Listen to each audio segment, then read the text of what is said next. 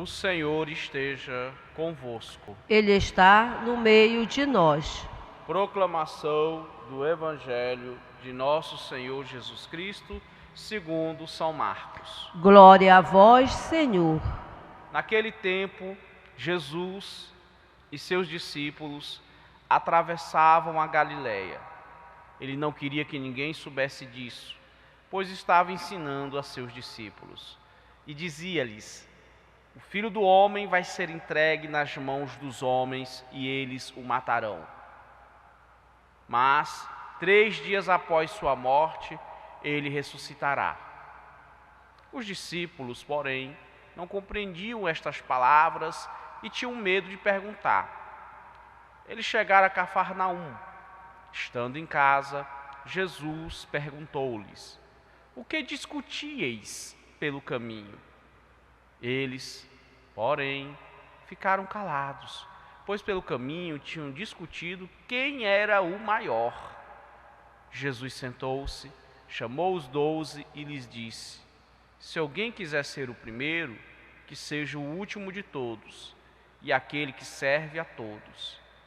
Em seguida, pegou uma criança, colocou-a no meio deles e, abraçando-a, disse: quem acolher em meu nome uma destas crianças, é a mim que estará acolhendo.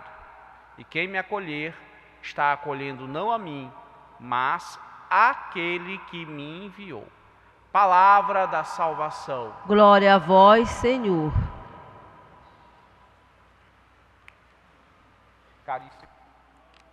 Caríssimas irmãs, sejam todos bem-vindos à casa de Nossa Senhora de Nazaré, a casa da Mãe de Deus, a Basílica Santuário e Paróquia de Nossa Senhora de Nazaré.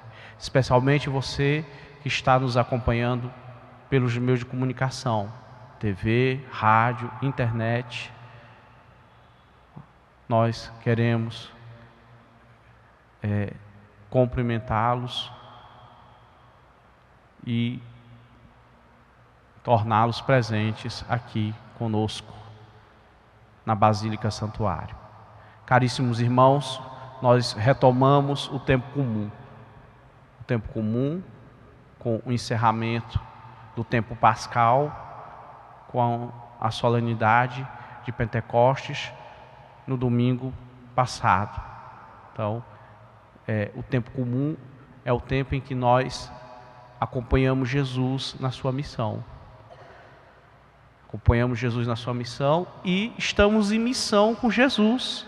Sim, estamos em missão com Jesus. Caminhando pelo mundo, levando a palavra da salvação. Irmãos e irmãs, nós ouvimos na primeira leitura de São Tiago, que nós já estamos acompanhando desde ontem. São Tiago vai colocar o motivo pelo qual nossas preces muitas vezes não são atendidas. Orais e não sois atendidos. Por quê? Porque pedis mal. Pedis mal, porque quereis esbanjar o pedido nos vossos prazeres. Então veja, é preciso que nós aprendamos a pedir corretamente. E o próprio Jesus já nos ensina no Pai Nosso, como é que a gente deve pedir a Deus as coisas. A primeira coisa que a gente deve colocar na nossa oração é: que seja feita a vossa vontade. Mas muitas vezes nós dizemos isso com a boca, mas não dizemos com o coração, porque nós não introjetamos essa palavra que nos é dirigida por Jesus. Mas nós precisamos colocar esse é o primeiro critério, a primeira coisa que nós devemos colocar na nossa oração. E muitas vezes eu e você, nós não colocamos a vontade de Deus em primeiro lugar. Nós queremos que Ele faça a nossa vontade, ou melhor, a minha vontade. A minha vontade. Jesus, eu quero isso, eu quero aquilo, eu quero não sei o quê, e eu quero para ontem, Jesus. E aí o nosso pedido não é atendido. que vira uma oração farisaica. O fariseu, ele pretendia que pelo cumprimento dos mandamentos, Deus era forçado a atendê-lo milimetricamente. É o que os estudiosos chamam de teologia da retribuição. Eu vou cumprir o mandamento porque eu vou obrigar Deus a me dar a bênção. E não é por aí. Não é deste modo. Eu devo cumprir o mandamento porque eu amo Jesus. Por amar a Jesus, eu cumpro o mandamento. Então, se eu amo Jesus, eu cumpro o mandamento. Eu não posso cumprir o mandamento com interesse em que Jesus me dê as coisas. Que Jesus me dê um big emprego. Que Jesus me dê um carrão zero todo ano. Todo ano um Camaro novo. Que Jesus me dê viagens. Que eu possa me hospedar nos melhores hotéis. Que a minha poupança e os meus investimentos rendam 100%. Que eu não dê um espirro. Não é assim. Não é assim. Porque aqui na terra, nós não podemos ter as coisas em plenitude, na perfeição. Aqui é o lugar da imperfeição, da escassez, da falta. Então nós devemos orar, pedindo para fazer a vontade de Deus, em primeiro lugar, aceitar essa vontade, que muitas vezes não é aquilo que nós queremos, e aí fica difícil, você aceitar a vontade de Deus. Ler os sinais do Senhor.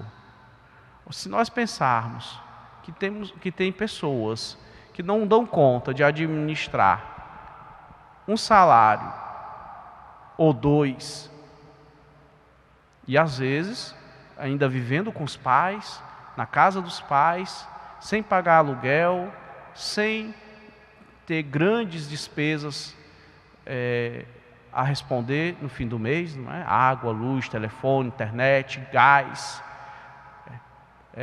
despesas com saúde, remédio, plano de saúde, quem tem para pagar, e não consegue, o dinheiro se esvai.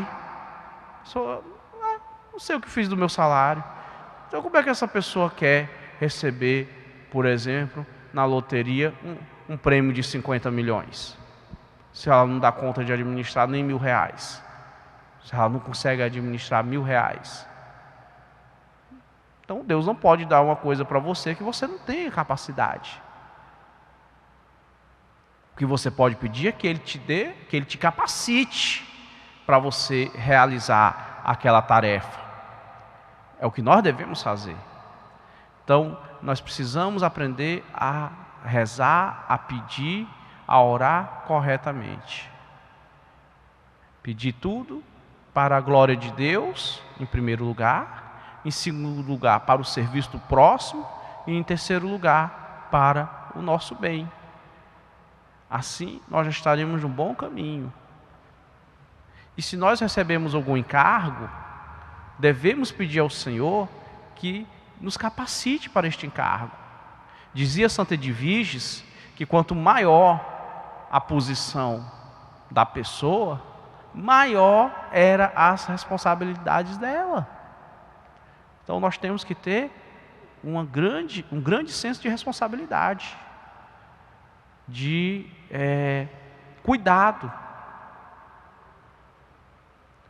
Nós devemos ter esse cuidado conosco e com as coisas alheias. Aliás, hoje no Brasil, e não só hoje, mas há muito tempo mesmo, quem tem mais de 40 anos sabe disso. Um dos maiores problemas que nós temos é gestão, é administração. Porque muitas vezes nós não fazemos uma administração correta das coisas. E isso nisto se incorre no pecado de avareza. A avareza é o quarto pecado capital. O que é a avareza? A avareza é o apego exagerado aos bens materiais. Veja bem, o problema não são os bens materiais, é o apego exagerado. E quando a gente fala avareza, a primeira coisa que vem na nossa mente é só a pão-durice. Mas a avareza não se restringe a pão-durice, a suvinice. Não. Inclui-se no pecado de avareza o consumismo, o esbanjamento, o desperdício, a prodigalidade, que é a distribuição irresponsável dos recursos, viu? Prodigalidade. Prodigalidade não é generosidade, viu? É diferente. Temos a improbidade. Probidade é a falta de correção na administração. E ela se manifesta de duas maneiras. A improbidade. A improbidade por incompetência. Você não sabe fazer aquela tarefa para a qual você foi destinado. Por exemplo, uma pessoa que não sabe contar. Não sabe contar. Não aprendeu nem a tabuada. Como é que você vai colocar ela para ser secretário da fazenda? Não tem condições, não é? Ou então uma pessoa que não sabe andar de patins, nem de patins sabe andar. Como é que você vai colocar ela para dirigir um caminhão? Então aqui é a improbidade por incompetência. Quer dizer, você vai fazer errado porque você não sabe. E temos a improbidade propriamente dita, a má fé. Você recebe o encargo, por exemplo, você é encarregado de ser o tesoureiro de uma associação. Aí você agora que eu estou aqui, eu vou fazer um caixa 2 para mim. Aí nós temos a improbidade, que se manifesta não só na administração pública, mas na administração privada, viu? Quantas empresas já não foram à falência, pequenas, médias e grandes, porque os donos chegam na sexta-feira, passam no caixa e pega todo o dinheiro que tem ali, que não é dele, é da empresa, e vai torrar no fim de semana. Torrar no fim de semana. E quando chega segunda-feira, que tem que pagar os impostos, os fornecedores, tem que pagar os empregados, cadê o dinheiro? Então isso é um problema muito grave, viu? Que nós temos. E isso, se nós formos, podemos chegar até a família também. Dentro da família, você não pode, o pai de família, pegar seu salário e antes de chegar em casa, beber ele todinho no bar. Não pode. Não pode a mãe de família pegar o seu salário e antes de fazer frente às despesas da casa, torrar todinho no salão de beleza. Não pode. Então, tem que se fazer uma boa gestão, porque o remédio da avareza é a generosidade, e a generosidade é a boa gestão, viu? A pessoa generosa, ela administra para si, para os seus e para os outros. Ela não vai descobrir um santo para cobrir outro. Ela vai providenciar para que todos tenham a sua parte, a sua veste, no caso. Então, nós devemos pedir a Deus que nos dê os dons para administrar bem as coisas que Ele nos dá, inclusive a nossa vida. Então, para não desperdiçarmos o pedido nos prazeres. Nos prazeres. Isso é ser providente. providente e previdente. Por outro lado, nós não podemos entrar numa paranoia de querer planejar tudo nos mínimos detalhes pelos próximos 7 ou 10 ou 15 ou 20 anos. Como dizíamos, o mundo é o lugar da escassez, da falta. A perfeição só na eternidade. Mas nós devemos trabalhar para que a vontade de Deus seja feita. E qual é a vontade de Deus? O próprio Jesus nos diz lá em João 10,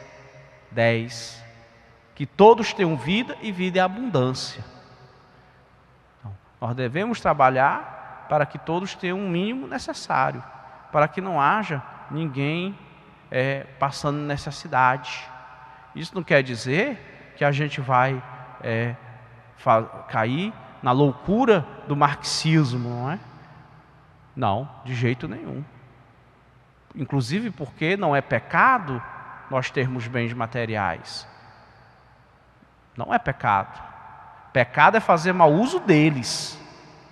Então, se Deus nos deu algum bem, nós devemos administrá-lo corretamente. Seja R$1.000, seja 50 milhões, seja um par de chinelos, seja numa grande indústria, um grande complexo comercial, industrial e agropecuário, seja a administração pública, seja a administração privada. Então nós precisamos ter este zelo e devemos pedir ao Senhor que nos dê essa capacidade para exercermos bem os nossos dons e talentos para o louvor dele e o benefício dos irmãos. Somos encarregados de fazer uma faxina ou de fazer uma cirurgia no cérebro de uma pessoa, devemos pedir ao Senhor que nos dê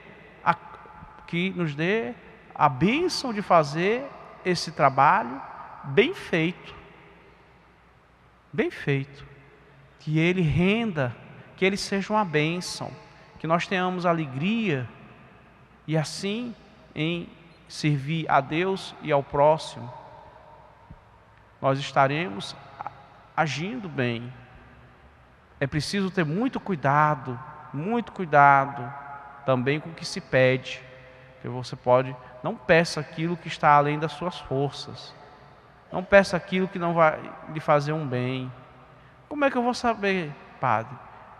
Orando e pedindo um discernimento. O Senhor não disse: pedi e vos será dado? Então, meus irmãos e minhas irmãs, vamos aprender de Jesus, que é manso e humilde de coração. Louvado seja nosso Senhor Jesus Cristo.